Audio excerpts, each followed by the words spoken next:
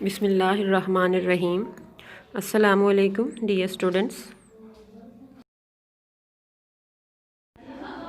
آج ہم پیراماؤنٹ اردو سلسلہ کی کتاب کاروان اردو، جس کے مصنف ہیں پروفیسر علی اکبر،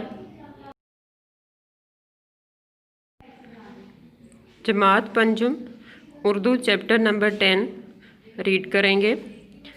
آپ نے اس چیپٹر کی ریڈنگ کرنی ہے۔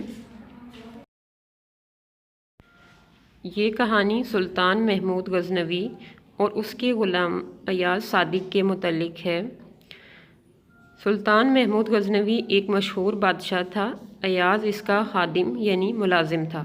محمود غزنوی اپنے دوسرے درباریوں کی نسبت ایاز کو بہت عزیز رکھتا تھا اور اس سے مشورہ کیے بغیر کوئی کام نہ کرتا تھا۔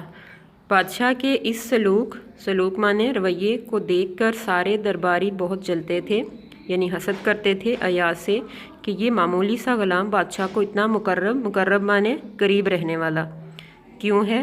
ایک مرتبہ درباریوں نے بادشاہ سے کہا کہ ایاز آپ کے ہیرے چرا کر ایک جگہ چھپا رہا ہے اور اس کام کے لیے ایاز نے ایک کمرہ مخصوص کر لیا ہے۔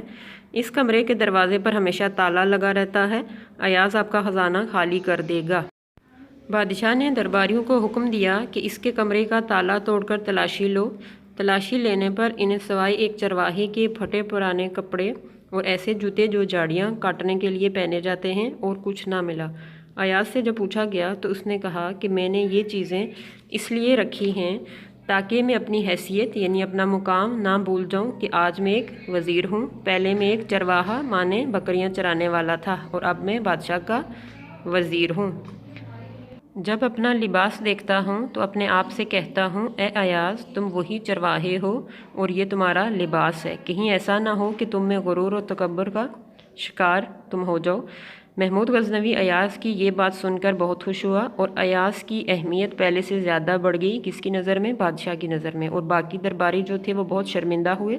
اس کہانی سے ہمیں یہ سبق ملتا ہے کہ ہمیں اپنی اصلیت کبھی نہیں بھولنی چاہیے، اونچا مقام پا کر غرور نہیں کرنا چاہیے۔ آج کا ہمارا لیکچر اختتام پذیر ہوا۔